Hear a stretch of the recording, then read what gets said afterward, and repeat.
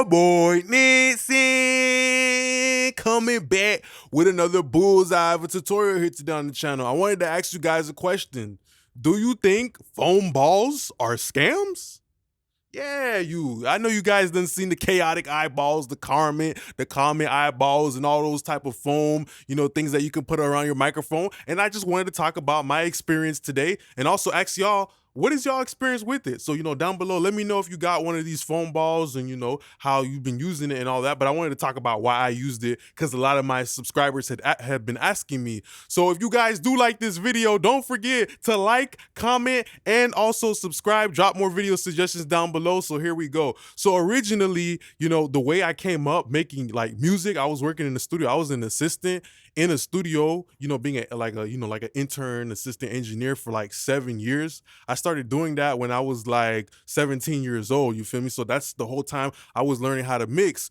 So to get in some of the extra work that I got, the extra practice out when, there was no studio sessions, I used to, record people at their house, used to pull up to people, and I used to be recording in a bunch of, weird, kind of acoustic environments where there was no acoustic treatment on the wall, you feel me? So what I used to do is actually buy a foam eyeball. I didn't buy this one in the beginning a couple years ago. I bought a regular one from Amazon for like $30. I'll show you guys the link and everything.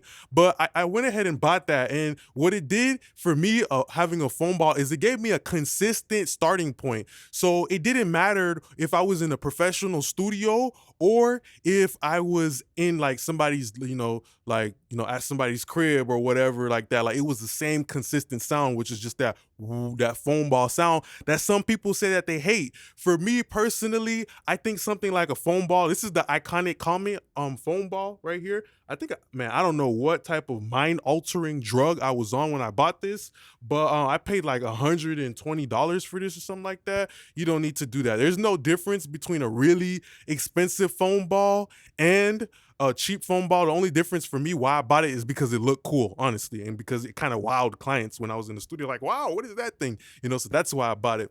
But most importantly, let me talk about how I like to use something like a foam ball. Some people say they don't like the sound of foam ball, but I want to show you how a foam ball, for me personally, is actually an artistic choice.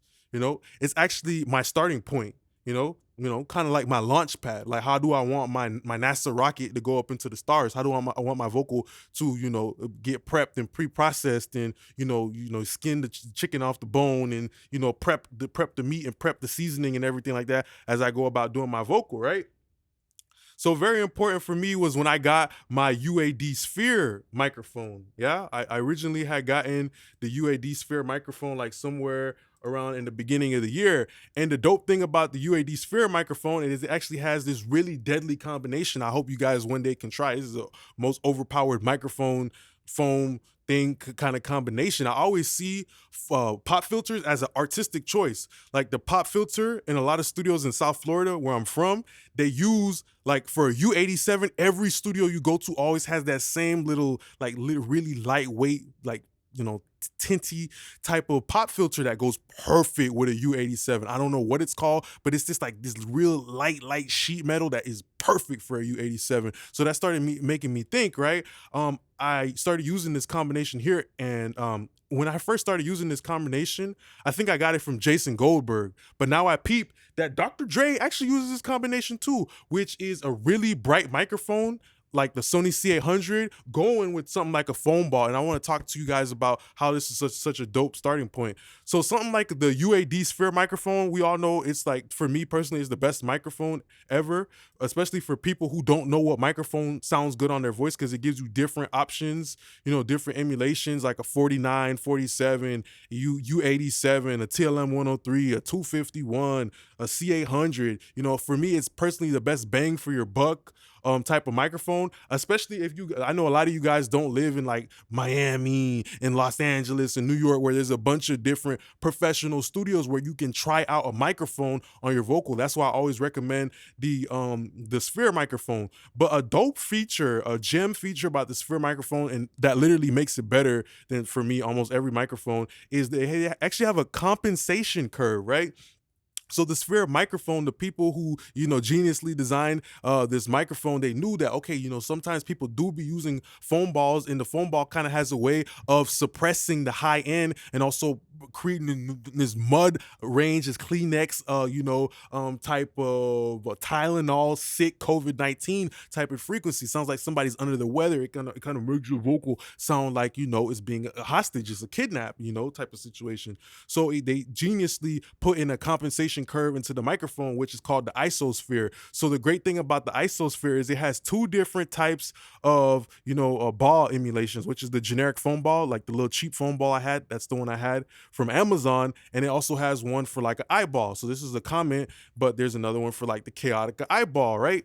And I think this is a very deadly combination using something like a Sony C800 with the eyeball on top of it, because it makes the vocal sound so bright, but not in an annoying way and not in a breathy way. So I think of a guy like Dr. Dre right now. Dr. Dre is actually a guy, when he first tried out that Sony C800, he was one of the first people that was trying that bitch out, right?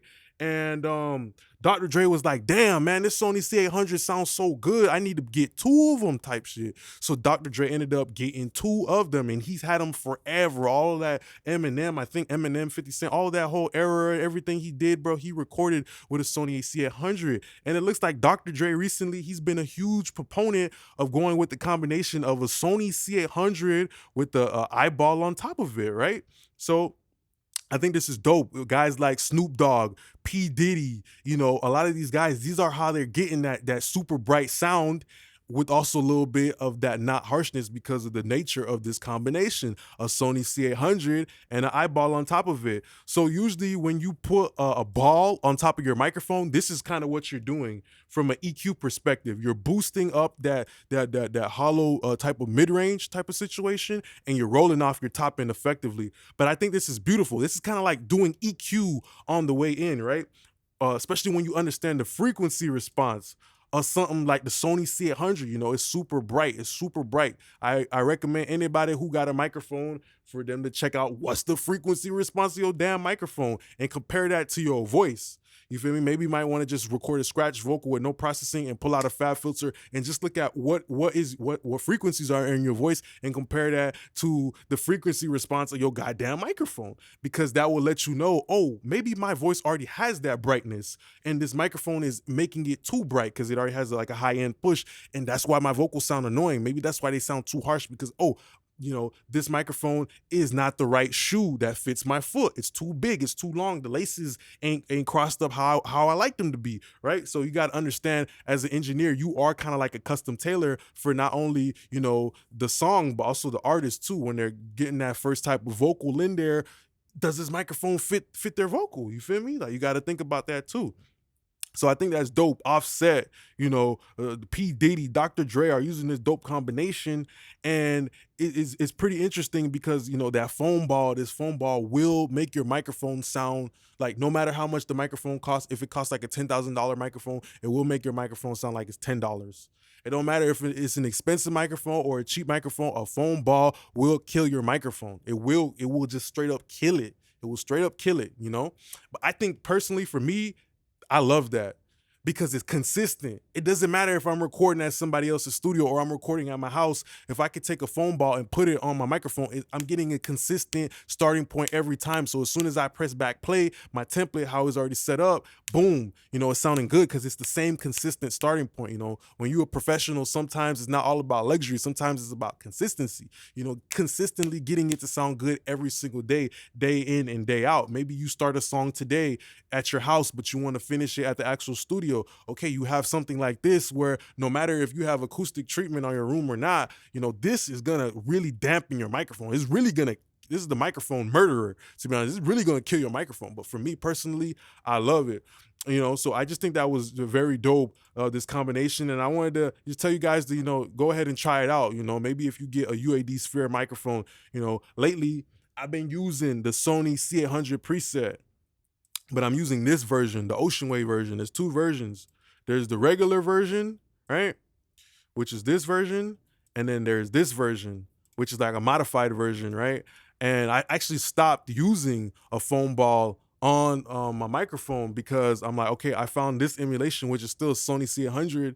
But when you see in the description, that bitch say it's a little bit warmer type shit. You feel me? So it's not super, super breathy and bright. Like a lot of times the Sony C800 microphone or the emulation, it will just come in a little way too bright, way too hot. But that's dope though, because you're artistically saying, okay, I want my vocals to be bright. So rather than having to do all this work with the plugins and shit like that, what I'm gonna do is I'm gonna start out with the brightness. So because I'm starting out with the brightness, all I gotta do is take the light and dim it down. You feel me? I don't gotta try to go into the the Pro Tools and try to crank up all this top and crank up all this saturation and stuff like that, because my vocal is already starting out bright. You feel me? The vocal comes in kind of like a shining light, and then over time, as an engineer, you're just kind of like backing the vocal down. Like, how bright do you want to make the vocal? This is how I mix my vocals. Like, how bright do I want to make it? Super bright, but for the most part, it starts out super bright and I dim it down. I just dim it down. It's pretty much how I mix. So I wanted to tell you guys about this combination. Try it out. Try out the Sphere microphone. If you don't, just try out a little bright microphone, throw a foam ball on top of it, and I think a foam ball is good if you don't have the space to do acoustic treatment. Like in my room, to this day, I know it looks good. I know it looks great. I know the camera look good, but I still don't have acoustic treatment. I'm literally recording in a living room right now with no acoustic treatment. All of my vocal presets, none of them was recorded in no real studio. It's all recorded in a living room. So when y'all get it, it sounds exactly like how it's supposed to sound, So yeah, it's pretty much the end of the video here today. I just want to say thanks a lot for being a great part of my YouTube family. I do appreciate you. Touchdown. I'm fucking with you. I just want to say thanks a lot for being a great part of my YouTube family. Don't forget to like, comment, and subscribe. Do you guys have foam balls? How do you feel about foam balls? See a lot of people asking me about it, but I don't use my foam ball anymore. I just use this and this, and I have just like a couple of pads behind me, and it still sounds great. So that's why I be trying to show y'all how to mix, because when you know how to mix, you can kind of get yourself out of these situations. So yeah, I just want to say thanks a lot for being a great part of my YouTube family. Appreciate y'all now. Peace.